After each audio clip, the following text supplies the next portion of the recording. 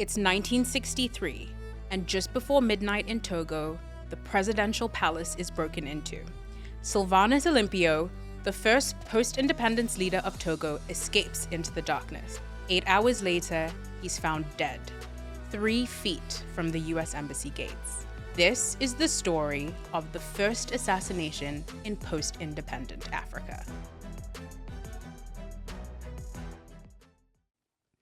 Welcome to Bar Afrique, the podcast where we serve stories of African decolonization over a drink or 3. I am Sarah Masiwa. I'm joined by my amazing co-host, Lynn Talla.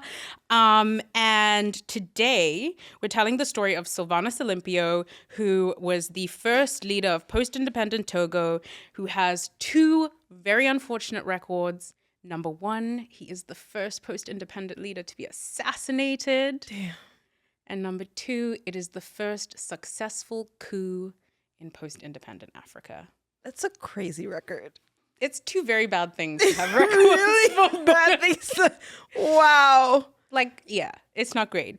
But I'm very excited for this episode because, Lynn, it is episode 1 of season 3. I know. I'm so excited.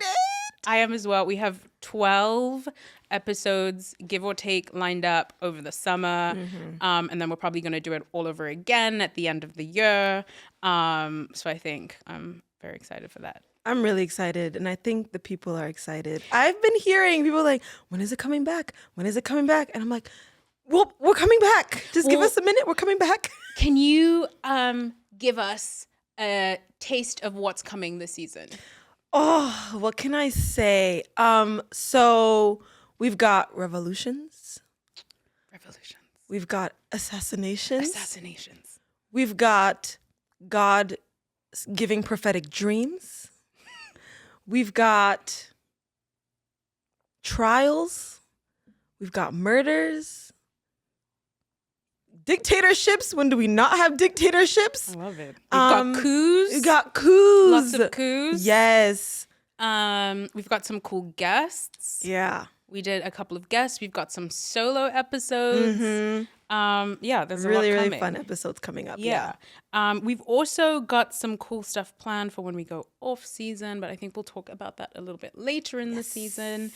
And then I think one thing that I wanted to point out before we jump into the episode is we're trying something with this season. I'm kind of calling it in my head the Bar Afrique Virtual Lounge. Okay. Wait. I came up with that right now. Your mind. I love that. Thank you. So basically, our podcast has become like a really cool gathering place for people who are listening because they're passionate about the African continent. They are either African or they just love hearing about the continent. And I think that that's a really wonderful group of people that I think we're very proud to, be surrounded by and have as our audience. And so what we wanted to do was we wanted to kind of help create a space for anyone who is creating something or building something that aligns with this community and really wants to speak to it. So every episode we're going to have one cool person popping into the Bar Afrique Virtual Lounge to tell us about something cool that they're building or doing that they would want our audience to know about. Yeah, I'm really excited for this because I think it's so important for us to sort of showcase what others are doing around us. People who are, like you said, aligned with what our community is doing, what we're doing with this podcast. So I think it's a cool thing, and I like the name, the Virtual Lounge. I think it's gonna be a great thing, and I hope it's also exposure for other people as well, because we don't really get the chance to always give people that space. And I think the fact that we're trying to do this for others is a great thing. So I'm really excited for what's to come with that. So am I. But I think we're ready to jump into our episode today to talk about Mr. Sylvanus Olympio. Okay. Before we do, I have a question for you. Lynn Talla. Yeah. Quiz time. Okay. How confident do you feel? There are 54 countries on the African continent. Amazing. How many of them have had at least one coup attempt since 1950? Best guess. Best guess. Oh my gosh. Okay. I'm going to say 13. Final answer. Final answer is 13. Where did you just pulled that on? Is this an educated guess or just a guess? It's an semi-educated guess. Okay, talk me through it. I just thought about the countries that I know have coups, and then I just added a little bit more. So 13 is my answer. Okay. The correct answer is 45. Oh my God. 45. So here's the thing. My first answer was going to be 30 something, but I was like, no, there's no way that like more than half. There is a way. That more than half the country. Only 9 African countries have never had a coup attempt since 1950. Who is it? I did not think to research that. No, that's so fair. Wait, let me see if I can name one. I think South Africa hasn't had one. No, I don't think South Africa has had a coup. I don't think Eswatini would have had a coup. My best guess is that most of them are in like the southern region because I feel like they're a little coup heavy. Yes. Up in the coup belt. You said 42? 45. 45? 45. And I have a follow-up question. Yeah. If 45 countries have had at least one coup attempt since 1950, how many have had a successful coup? I know I'm about to get this wrong. Yeah, I know, but your answer was like really wrong for the first one. It was. So I feel like really you can wrong. like maybe just try harder. I know, but I wanted to say like 35. Yeah. But then I was like, no, that's insane. Like 35. That's an insane number. Okay, but if 45 coup attempts, Right. how many successful coups? Then I'm going to say 21. 37. And That's high. It's very high. And my last question for you. Yeah. Name the 37 countries. Oh, please.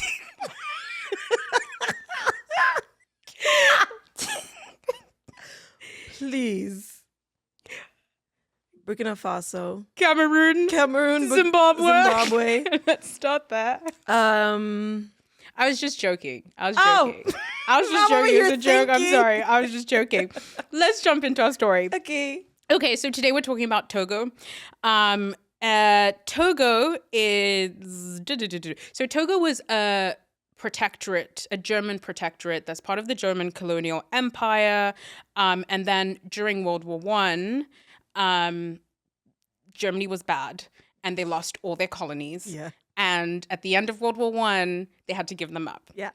And they gave most of them up to like Britain and France. Mm-hmm. So Togo is actually really unique because it was split down the middle. Half of it was given to Britain, half of it was given to France. Cameroon. Really? Yeah. I didn't know that. Yeah, because when they took it away from the Germans, some of it was given to Britain, some of it was given to France. Okay, so how do you feel about like Britain and France like basically splitting Cameroon like it's a dinner bill? Like, let's go 50-50. That's literally what they did. And I think it's, first of all, diabolical because you just saw the country and you were like, you know what? Let's just split it in half. Let's just take it away from this imperialist and let's give it to 2 different imperialists. But that's crazy. I didn't know Togo was also split like that. Yeah.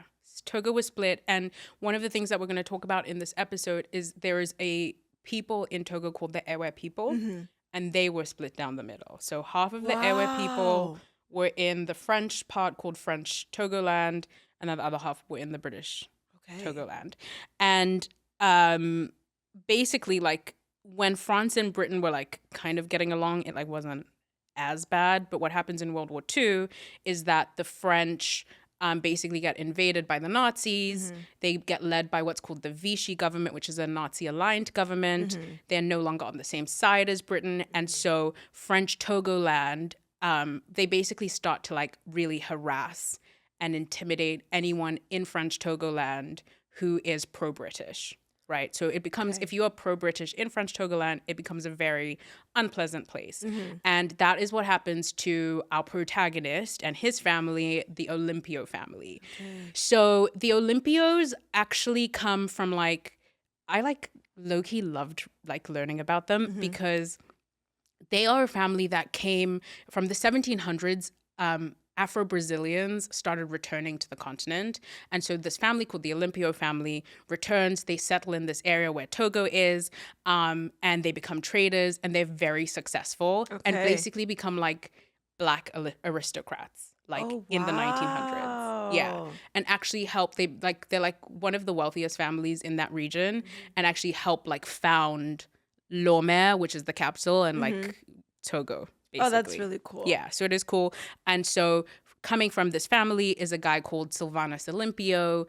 And basically when the French Vichy government is kind of harassing everyone, Sylvanus Olympio is harassed as well. Yeah. He gets arrested. He has to live under surveillance. Oh my God. Yeah, it's not a pleasant experience for him being in French Togoland during World War II. But anyway, like he basically is like, because the Olympio family has so much wealth and so much privilege, like it's quite interesting to read about him because like he is educated in Nigeria and London.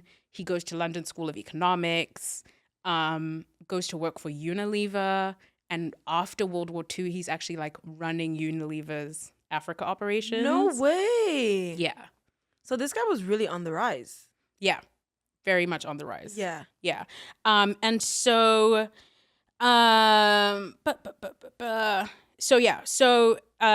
he's working for Unilever, and then kind of as World War II ends and there becomes like calls for independence, he doesn't join becomes like a very strong voice in the anti-colonial movement. And I thought one thing that was interesting is he actually uses the UN as one way to like try and get independence for Togo. So he helps lead like a filing of a petition at the UN against France to basically be like France is bad. Yeah, not bad, but like, can the UN help us to like get rid of France as like a colonial power I see that, we can like take over ourselves. He starts a political party called Comité de l'Unité Togolaise. That was really good pronunciation. Thank you. No, that was really good actually. Thanks, I practiced.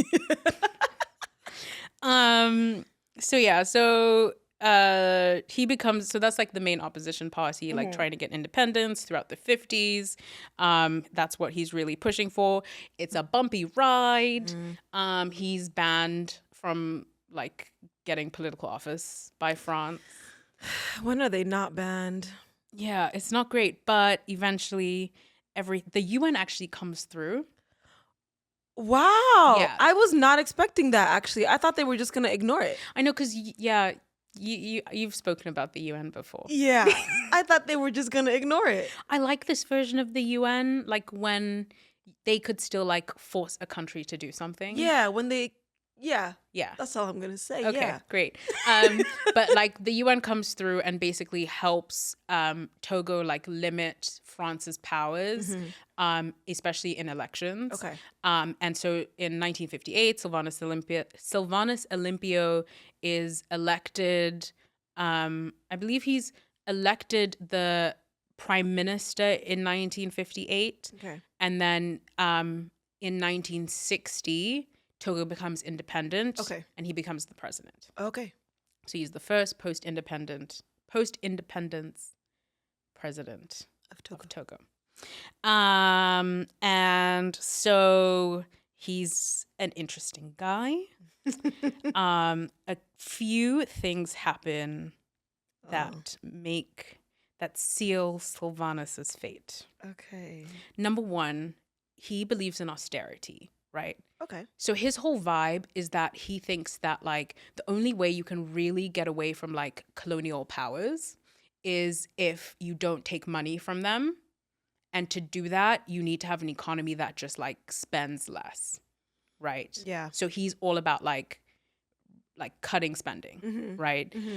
And what happens is that around this time, there's French soldiers or not French soldiers. Around this time, there's African soldiers, especially from Togo, who were serving in the French colonial army Yeah, in World War II.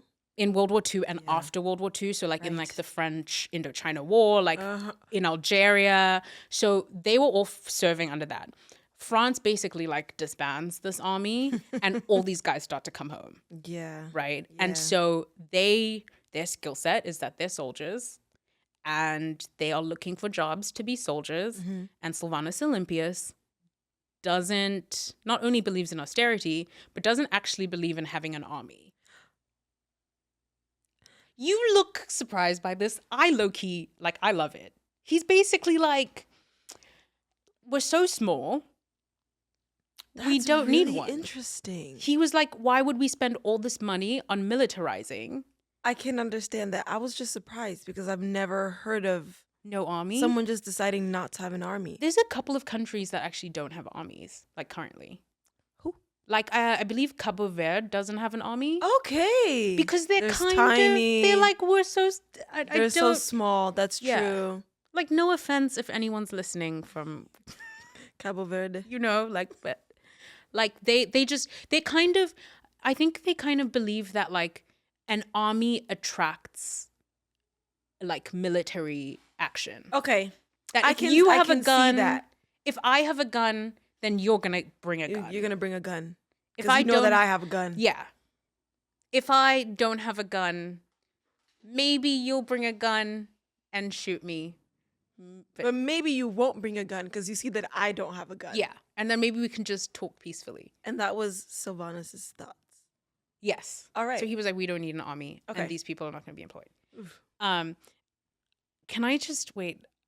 I know this is like such a tangent, but I just wanted to tell you something I thought of the other day. It's Okay. got nothing to do with what we're And that's talking fine. about. I have a way that like we can get rid of war. Right. So basically, That's not what I... but it's Okay. it's about like you bringing a gun, me bringing a gun. Okay. I think that presidents should have to fight duels. They would have to fight each other. Yes. So like instead of like the US going to war with Iran, like It'll be Donald Trump yes. versus whoever's head of Iran. Yes. Two people, you whip out your gun. Whoever wins wins. And what does winning mean? One ends up dead. Yeah, but that's the end. It's a duel. They used to do that in in the past. But- they would duel. I think there's like a That's your solution for no wars. I think it would save a the lot heads of of people. states Should duel. should duel. Yes. It would save a lot of people, right? Yes, it would save 'Cause money. It would save a lot of money and it would put the jeopardy of war on the person who's deciding And to also go it to would war. incentivize them not to do stupid things that would take them to war. Yeah, because a lot of people, I'm not calling anyone out, but a lot of people sit comfortably in Yeah. their presidential whatever While and they send send other people to war. They send other people's children to So if war. you want to go to war, You gotta duel. do it. I know. I support you. Thank you. If you ever want to draft a motion to somebody, What are I you going to support do with you. my motion? We'll send it to whoever will listen. I support it. Thank you. I really think we're making great ground here. Okay, so let's wrap this part up. So anyway, Sylvanus Olympio basically has an army of only 250 men in the country, and it does not really employ any of the French colonial servicemen, which they're very upset about. The numbers are also like really funny to me because like 250 people is like like a small British wedding. Like that's so few Yeah, people. That's little. Yeah. Yeah. Okay. Anyway, so what we know for certain about how this man is murdered is that on Saturday, January 12th at 11 p.m., 6 men come to the presidential home where Sylvanus Olympio and his wife, Dina, are sleeping. Mhm. That includes two people who are Chief Warrant Officer Emmanuel Bojole, who's age 35. He leads the operation, and Sergeant Etienne Eyadema, who's 28.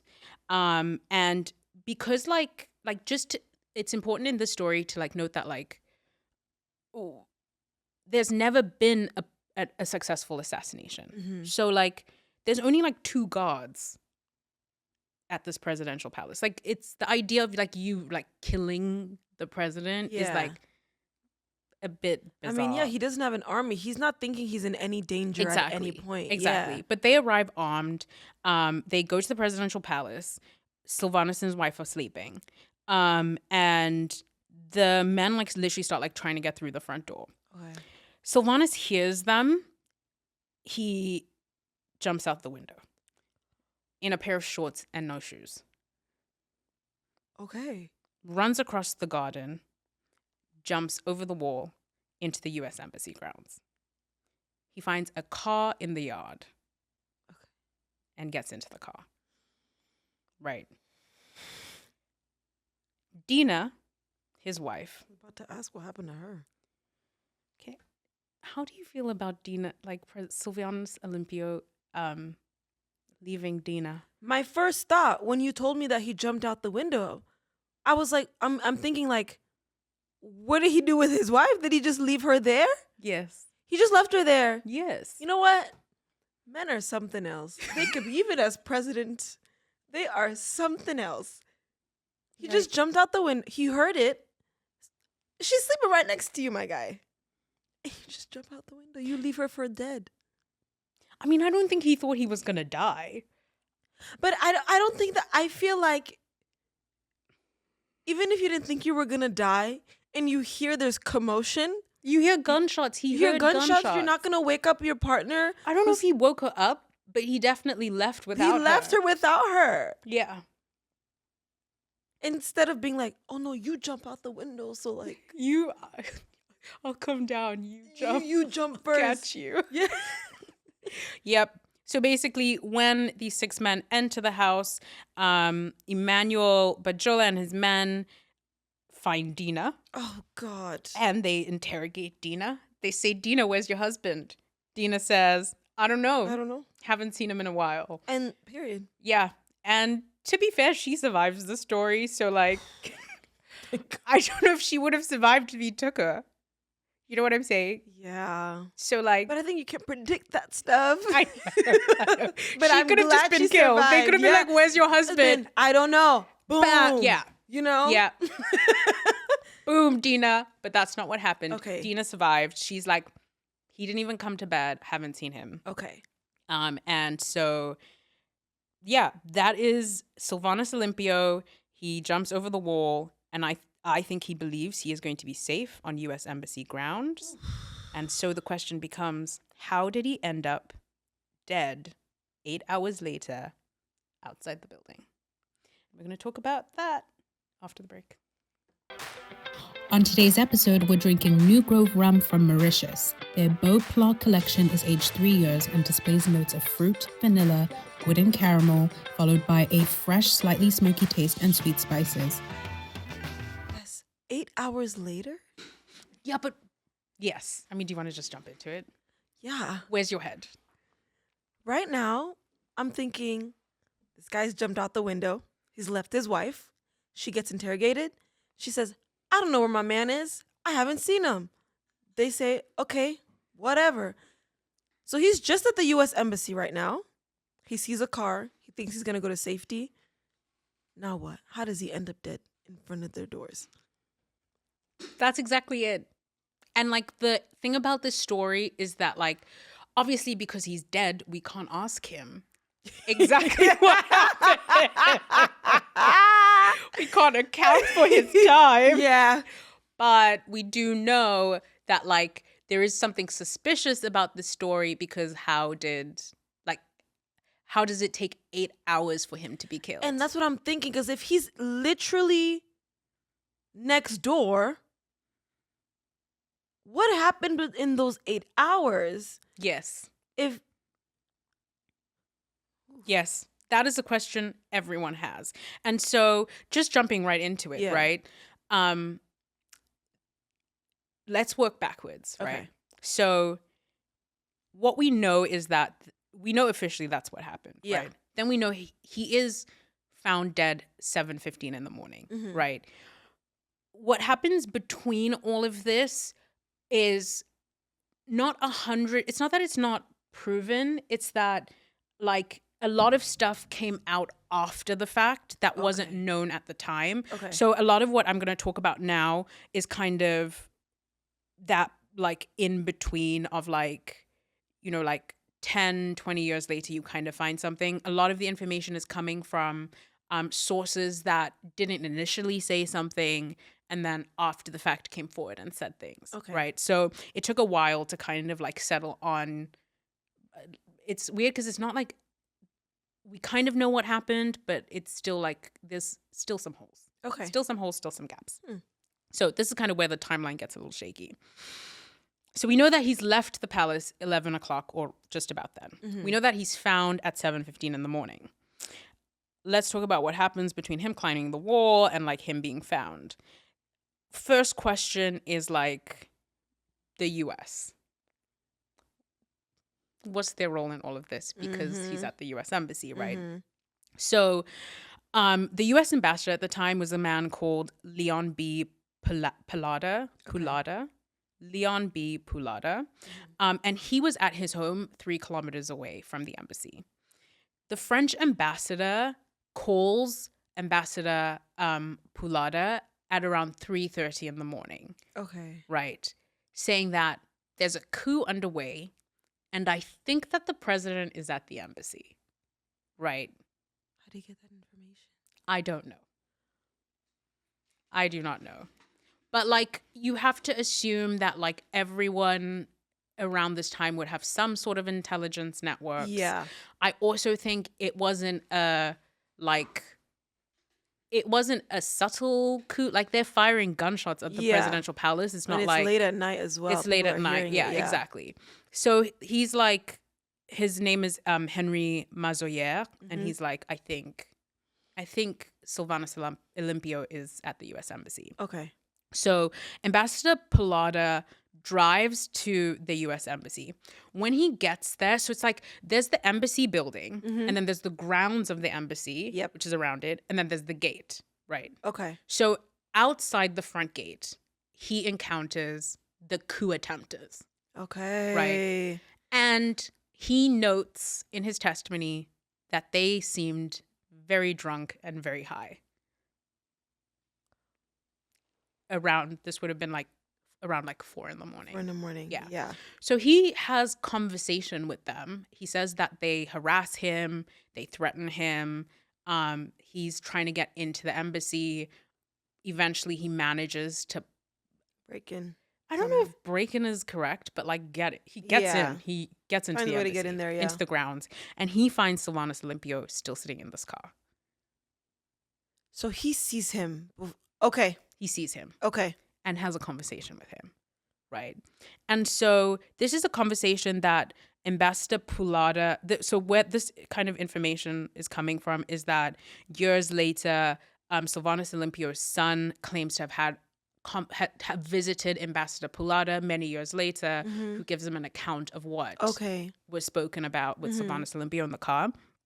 And so he sees Sylvanus Olympio, who's like petrified. Yeah. And here's what happens from Sylvanus Olympio.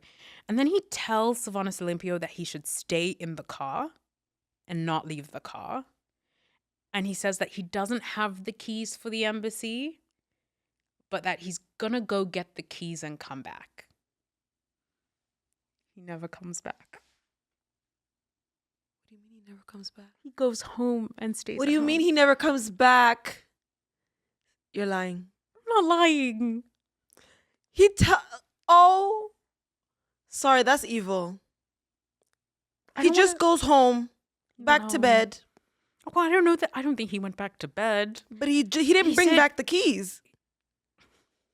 He left him in the car. So he was the last person to speak to him. Like, obviously other people who haven't killed him spoke to him. Yeah, but, spoke like, to him, but he left him in the car. that makes me sad. He's probably got all this hope. Okay, I'm probably gonna get into the embassy. I'll be safe. He's just waiting in the car. I don't know how long he's waiting in the car.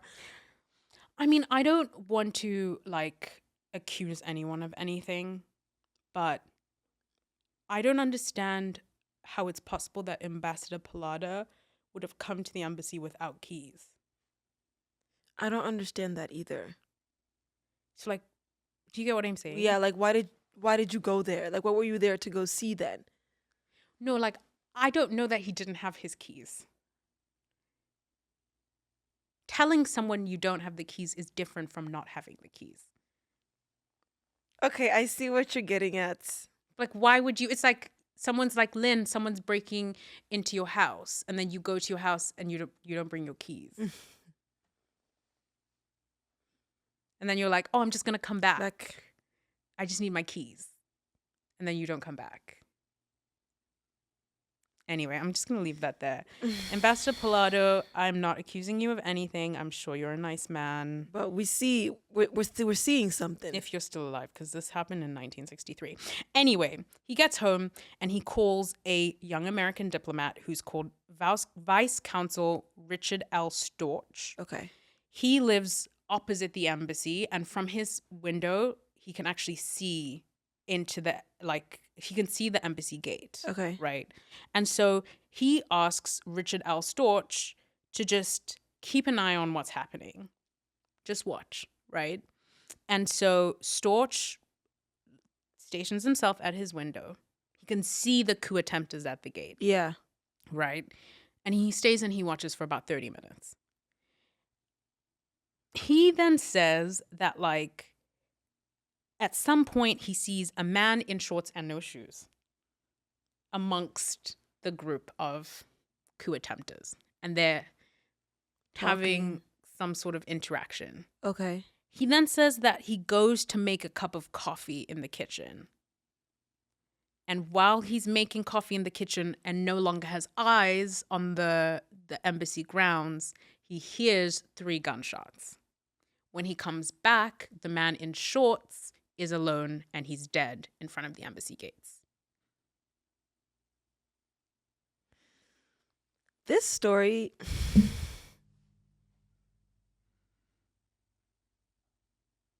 He just says the man in shorts. He's not able to identify. The president of the country where he's stationed? Apparently not. Sorry, I'm not buying that. I think this is why people have suspicions of. Like, I'm not buying that. There's no way you can tell me that you cannot recognize the president of the country that you're stationed in. I just think like I don't think this is like some like American plot, whatever. No. But I do understand why people get annoyed with Americans in a colonial sense. Because their stories never make sense. They don't make sense.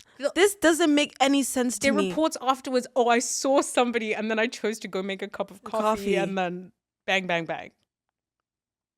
So anyway, the body is found outside the U.S. Embassy.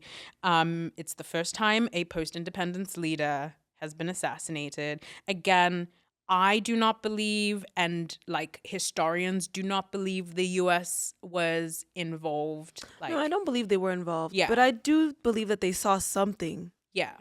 But I do think that they decided not to intervene. Yeah.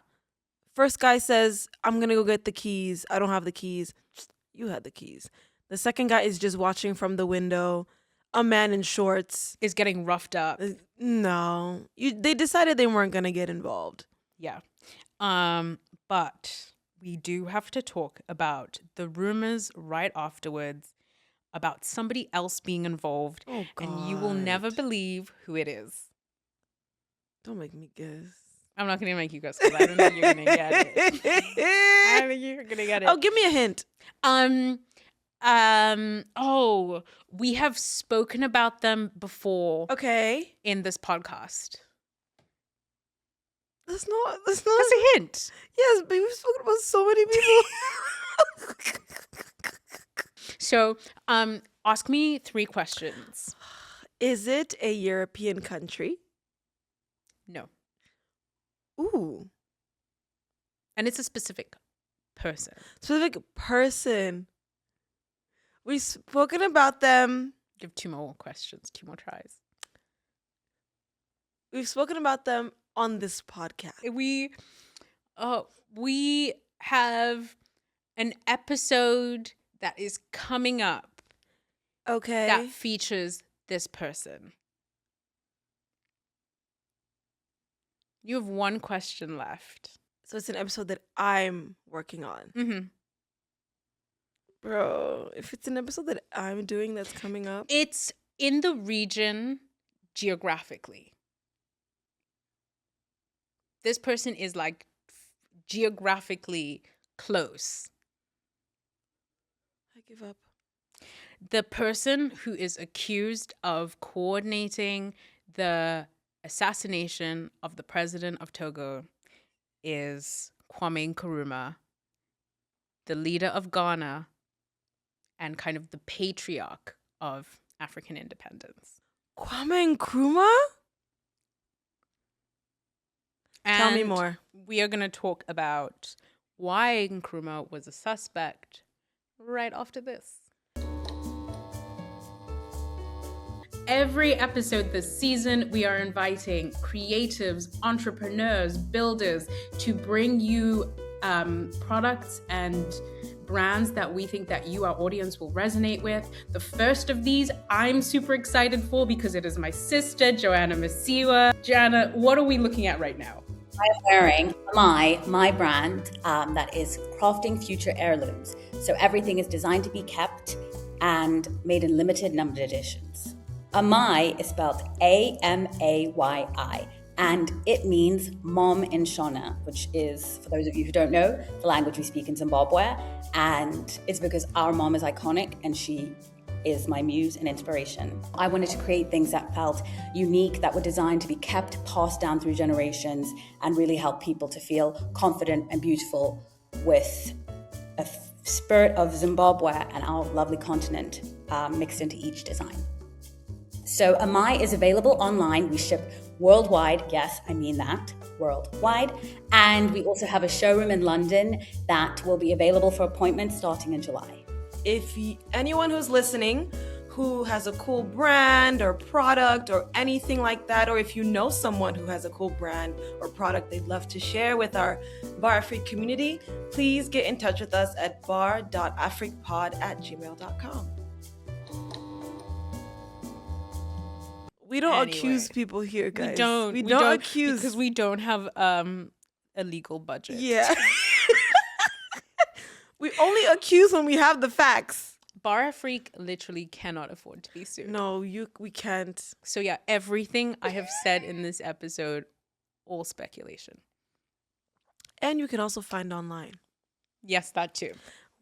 Anyway, how is your rum? As soon as you said that, it like went down the wrong pipe. But it's good. You just took a very big I gulp think of it that's as what I well. did. Yeah. But it's good. I like the splash of water. That helps a lot. How do you like it? It's good. I'm like not a big rum drinker. Me neither. I actually got this rum in Mauritius because I'm trying this thing this year where every African country I go to, I buy an alcohol. That's good. Yeah. And then at the end of the year, I want to like host something where we try all the alcohols. That's nice.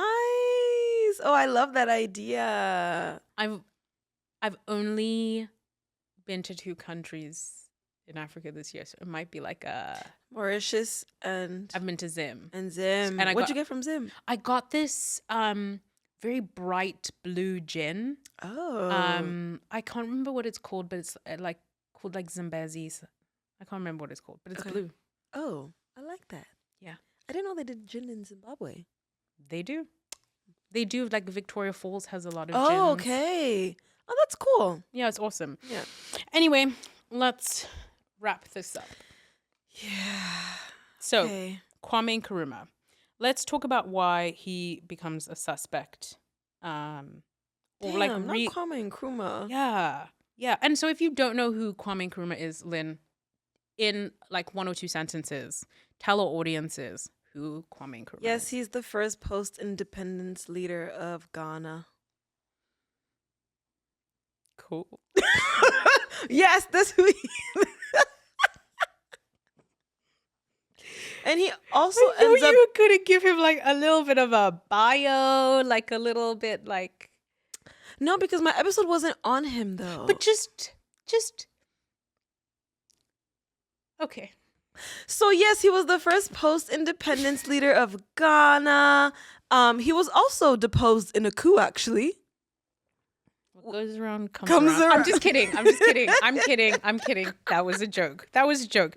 Let's jump into it. So Sylvanus Olympio actually had like pretty good relationships with most independent African states, with the exception of Kwame Nkrumah. Yeah. Remember when I told you about how Togo had been split down the middle? Yes. And half of it had been given to Britain and the other half to France, Yeah. right? What actually happened is that the British part was never given back. Right. So when I was actually wondering about that. Yeah.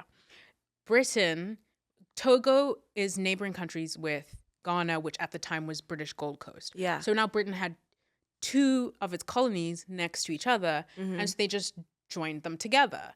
And so Kwame Nkrumah became the leader of the British. whole thing, Yeah, okay. right?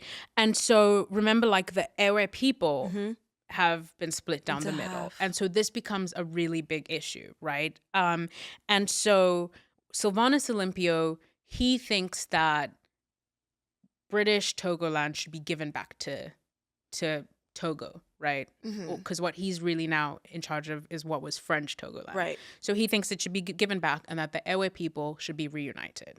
Kwame Nkrumah is not enthusiastic to give a part of his country up, Yeah. right?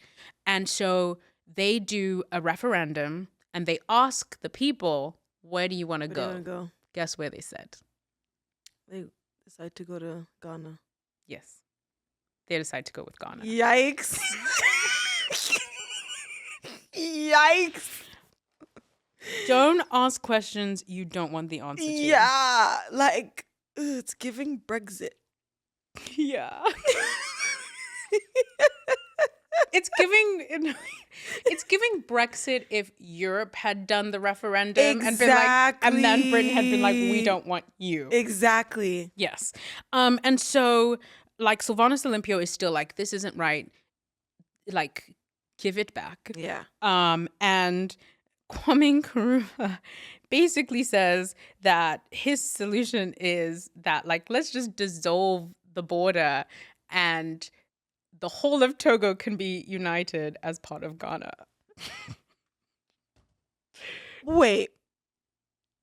So his solution Is annexation of Togo. Right. He's like, if you think the Ewe people need to be reunited so then much, you join us. y'all can also come You here. cannot join us. He's like, welcome to Ghana. And he thought that was gonna sit right. Well, Sylvanus doesn't like it, and he actually calls Kwame Nkrumah a black imperialist. Yay! This That's actually, such an insult. Oh my god! My feelings would be so hurt. if you were called a black imperialist, Yeah. why? Oof. And you're like, imagine you're Kwame Nkrumah. You're seen as this like revolutionary, this nationalist, and then you've got the guy next door calling you a black imperialist. Oh, God. I love an intellectual insult. It's an insult with layers. Yeah. Like you need to know what imperialism is as like Yeah. a concept of like, and then also like for two post-independent leaders to be beefing like this. And then for one of them to call you that. to basically say you are just as bad as the colonizers. Yeah. But like also, I have a question for you, which is that like, let's just take a second. If in this moment, so we know that like colonial borders were drawn, a lot of them, in the scramble for Africa, and that what happened in Togo with the Ewe people being split is not unique. Yeah. Right? There is a lot of examples in the African continent of, borders being drawn with rulers by people who had never visited those countries, splitting of mountains, lakes, people, right? Putting people in countries together who are fundamentally different people, and that causes issues as well. Do you think we should redraw colonial borders? If you were the king of Africa. Sarah, this question is hard because, first of all, it's been a long time, and these particular countries have already set up their own economic systems, political systems, social systems. If we were to redraw, what happens to all that? I don't know, but it's your choice. You're the king of Africa, so you got to make a choice. It's going to be chaos. But so you got to make a choice right now. What are you going to do? I'm not redrawing. You're not redrawing. I'm not. Because it's going to be chaos. It's going to be insane chaos. The economy will be shot. People won't be happy. I think if something like this were to happen, should have happened a long time ago. I think today that it's a really hard discussion to have. It is. But I can see why Kwame Nkrumah would have entertained the idea. Absolutely. I can see why. Because it's he's saying that okay, so I acknowledge the border is wrong. The border's wrong. Yeah. It was drawn up not in the interest of the people, but in the interest of Britain getting half, France getting half. And their economic interests. Exactly. Yeah. So I do understand the argument of okay, so let's just redraw. I get that, right? But let's say they did that. What happens to Sylvanus? What is he now? What's his role? He's dead. Well, that is why Kwame Nkrumah became accused of killing Sylvanus Olympio. Do you see? Because there was and I just want to really emphasize, the beef between the two of them was bad. It was as bad as it gets. They just get to a point where Kwame Nkrumah has assassination attempt against him. And there is accusation that it's Sylvanus Olympio. Sylvanus Olympio has security issues against him, and there is accusation that it's Kwame Nkrumah. So it's no surprise that when Sylvanus Olympio's body is found outside the U.S. Nkrumah's embassy, prime suspect. And I don't think you can I know there are Kwame Nkrumah stans who are gonna see a clip about this and be very mad. But I think that if you are in a fight with someone and they end up dead, you have to expect there to be questions. Especially if it's a fight that everybody knows about. Yes. There's gonna be questions.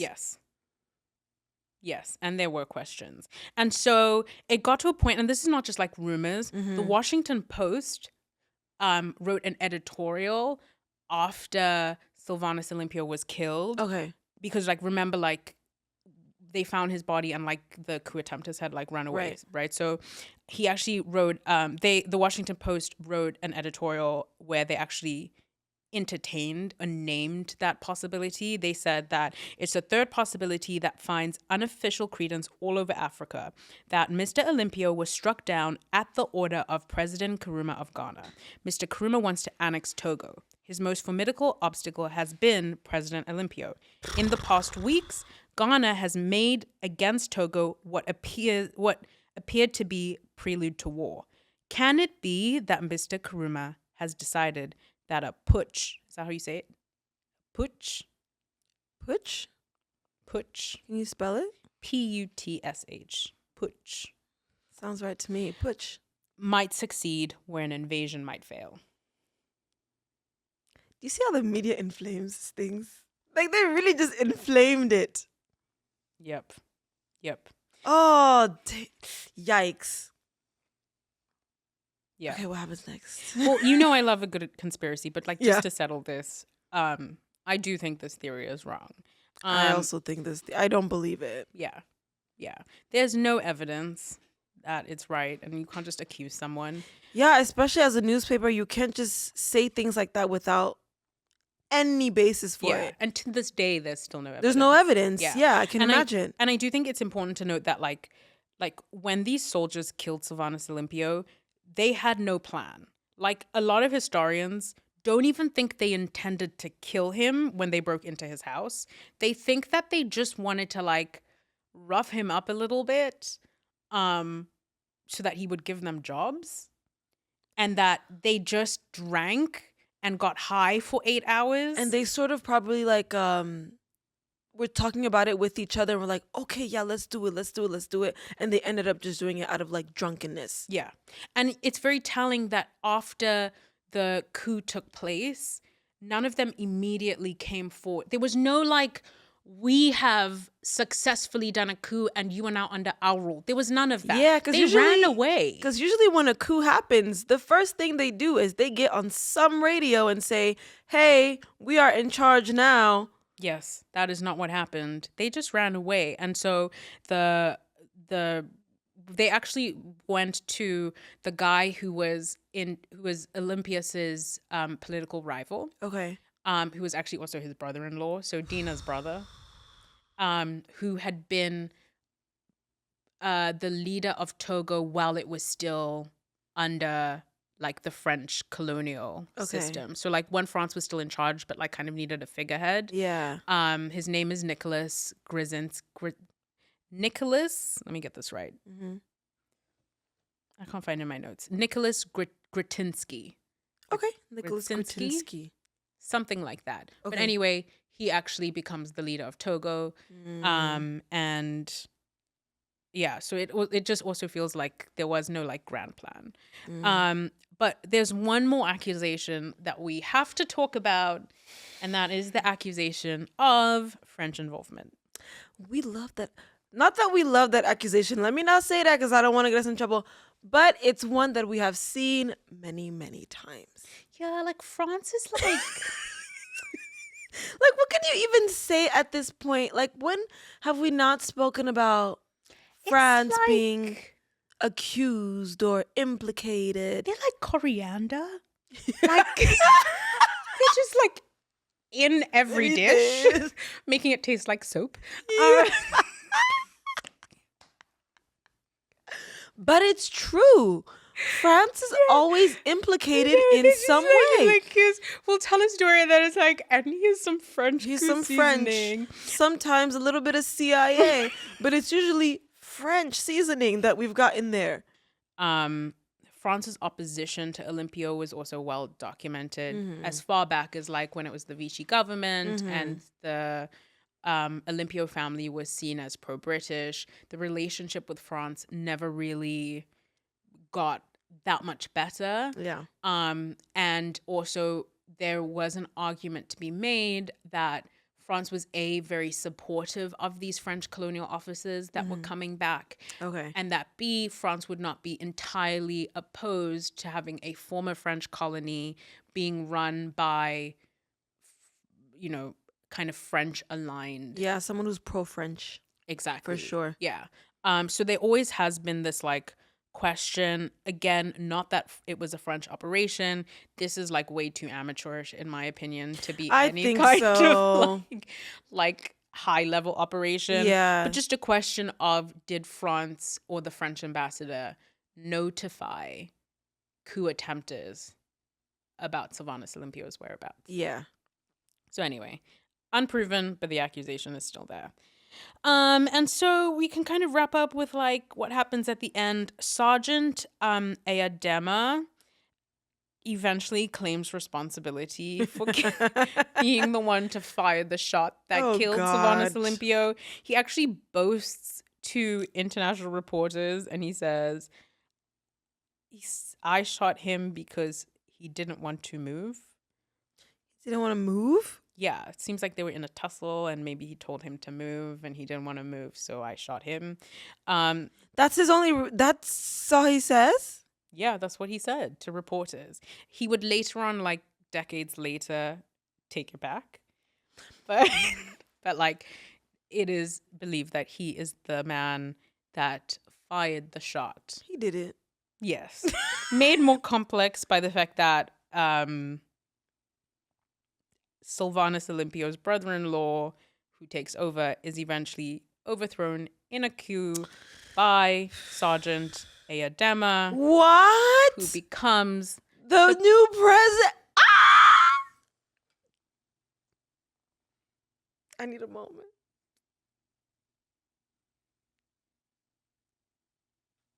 This guy was playing the long game. That's insane, Sarah. Yeah.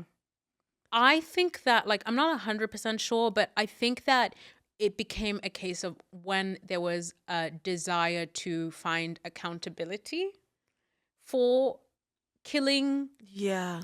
Olympio. That's when he was like, I was just exaggerating. I just said it. But, like, it is. But even if you just said it, you were there. Yes, he led the operation. Like you are still implicated. Yes. Whether or not you say you didn't do the final shot that killed him, Yes. you were there. Yes. But he very likely did the final shot. Yeah, I mean, because he said it. He said it. Yes. And what was really interesting is that the OAU, what does OAU stand for again? It's like Organization of African Unity. Yeah. So the Organization of African Unity, which is the predecessor to the African Union, actually had its first meeting just months after the death of President Olympio. And you can imagine, this is a group of post-independence leaders who are meeting for the first time, and you have all this optimism about what you can do as a continent, as leaders of new countries. Yeah. And then one of you gets assassinated. Yeah. You know? And it's this like really sobering thing that like shakes a lot of them for a while. And they actually, at that first meeting, they leave a symbolic chair open and empty for where Sylvanus Olympio should have been sitting. Stop. Yeah. Yeah. And it's crazy because like half of them get taken out in coups. Oh God. No, it's true. I was literally as soon as you said true. like they all, I'm like, yeah, so many of them end up getting. It opens the floodgates. We become like the land of coups. But this was the first one. Yeah. We really are the land of coups. I think they should bring it back, like keeping an empty chair for all the victims of coups at the African Union meetings. That's really sad. Yeah. But it would absolutely like. I would also be scared if I was one of them. Yeah, it's probably why they all like militarized and all like. They're like, I don't want to be next. I don't want to be next. Yeah. Yeah. But then a few of them end up executing coups too. That's the thing. Some of them are kicked out, come back. Anyway, we're gonna end it right there. Yeah, Lynn, thanks for listening. Thank you for this story. Yeah, I mean, the continent of coups. We are continent coups, coup and belts. Here we are learning about the first successful one. That doesn't even look like it was like pre-planned. It wasn't even like premeditated. It's like they went off a whim. What if he had just stayed in his bed and had a conversation with them? He would have seen that they were just drunk and high. I don't even think they would. Yeah, basically. He would have just seen that and been like, okay, maybe you could talk around it. We'll never know. Because it seems like the wife... We'll never know. Hindsight 2020. 2020, you're right. Anyway, thank you so much for listening. We'll be back with a new episode next week, so stay tuned. See you soon.